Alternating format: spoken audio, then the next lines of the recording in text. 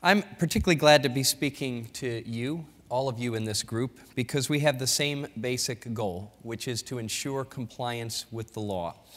In Ohio, I served in 2 consecutive elected positions, first as the Treasurer of State, then as the Attorney General, in which both cases I took office in the wake of corruption scandals that shook the highest branches of state government. When I came into each of these offices, I found, as many of you could appreciate, there were many good policies on the books, but there was no one typically responsible for making sure that those policies were actually followed in practice.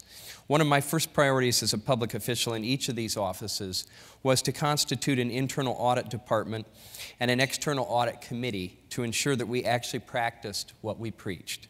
Their efforts uncovered problems, ensured compliance, and gave me the ability to sleep at night, which was useful, especially in the Treasurer's office where we managed upwards of $18 billion at a time. This experience gave me a deep appreciation for the work that you do in your organizations. You're responsible both for establishing an environment that encourages your officers and employees to do the right thing, and you're responsible for being the first line of defense against the kind of abuses that contribute to any corporate malfeasance, and in fact contributed largely to the financial crisis that occurred in 2008. I want to talk to you this morning about the purposes we understand ourselves to be serving at America's new Consumer Bureau and how we can promote our shared values. Because I believe that we do have shared values that are reflected in the 5 principal objectives that Congress identified in Title 10 of the Dodd-Frank Act, which is the consumer protection part of that law. You can think of these 5 objectives as our mandate. They're broad and they're lofty, but I think that with your help we can make them concrete and meaningful for American families. I'm going to talk a little bit about each of them in turn. First, Congress told us that we must ensure that consumers are provided with timely and clear information so that they can make responsible decisions about financial institutions. An example of this is before the financial crisis hit this country, loose practices abounded in the mortgage origination market. Taken together, these practices misled consumers into thinking they could afford those loans and that those loans were the best deals they could get, when neither, in fact, was the case. When consumers sign a contract for a home loan, a credit card, or any other type of financial product or service used in their personal and household affairs, they should be able to say, at a minimum, I understand this agreement and all the important terms. We aim to provide you, from the Bureau, with the information you need to provide clear guidance to your colleagues about how to comply with the law. Second, Congress stated that we are to protect consumers from unfair, deceptive, or abusive acts and practices and from discrimination. We will work with state attorneys general and other federal agencies like the Federal Trade Commission to set those enforcement priorities. We look forward to bringing our new authority to bear against bad actors in the marketplace. Rooting out the bad actors will be good not only for consumers, but also for companies that are committed to honest dealing and quality customer service. Companies should be able to compete fairly on a level playing field. When that happens, both businesses and consumers win. No company should have to fear that it will go out of business unless it adopts the same loose practices used by its competitors to flout the law and gain market share. Third, Congress directed us to reduce unwarranted regulatory burdens by identifying and addressing outdated, unnecessary, or unduly burdensome regulations. We will, in fact, inherit many regulations that have been adopted by other federal banking agencies around consumer protection. We will be in a position to review those and think about how they have developed over the years, whether regulations that were adopted 20, 30 years ago remain relevant to the consumer, whether they're actually providing value. If they're not providing value, we'll have the opportunity to streamline those and rethink them. That's something that rarely happens, as you can attest, in the Code of Federal Regulations. Dodd-Frank gives us a new start to be able to do that. Success in this enterprise will mean clearer and more focused information for consumers, along with reduced costs for lenders, which we think is a true win-win for the American economy. This objective reflects the shared values of transparency and predictability. As I said before, your company should be able to understand and comply with the law. Better regulation does not necessarily mean more regulation.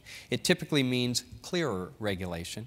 Harmonizing and simplifying existing regulations is one way we can achieve this objective. Fourth, Congress has emphasized that we are to enforce federal consumer financial law consistently without regard to the status of a financial services provider as a depository institution in order to promote fair competition. What does this mean? To a large extent, this means enforcing the law against unlawful practices in a way that levels the playing field for law-abiding individuals and businesses.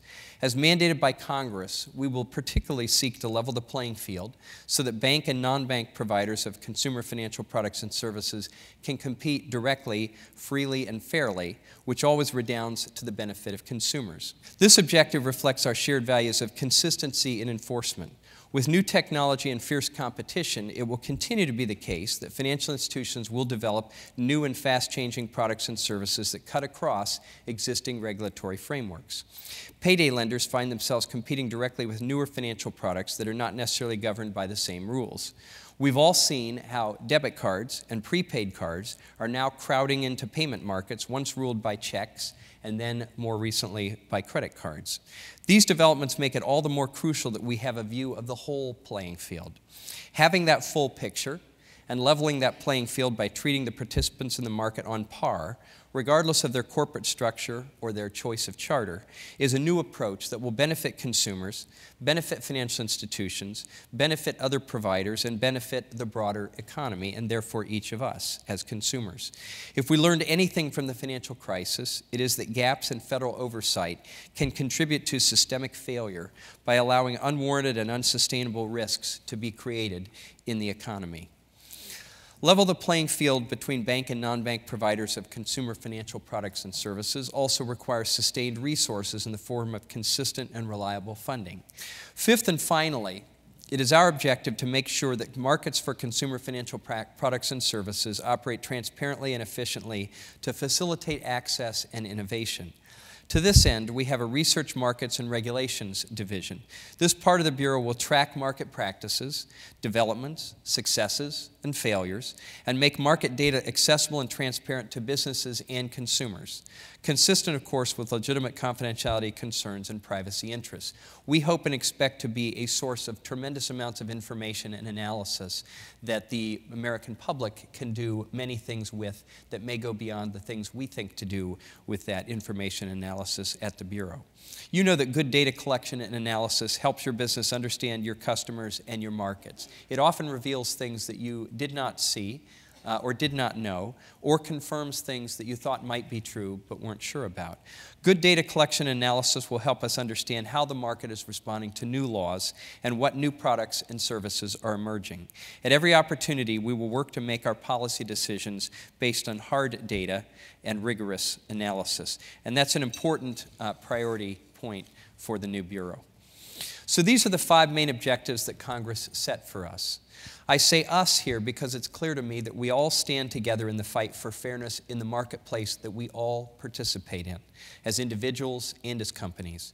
You also want free and fair competition, where honest businesses are rewarded and dishonest businesses are not allowed to reap unfair advantage over their competitors or their customers. You also want government regulations to be as clear and simple as they can be, even though they reflect a complex and messy world, instead of a crazy quilt of laws that leaves you constantly wondering who or what will be the next target for investigation. In other words, you want a lot of the same things that your customers want, and we want to ensure that both of you benefit from our efforts. We look forward to showing financial companies and consumers across America that we can and will be working to make markets work better for everyone, and that we finally are focused on standing on your side in that marketplace.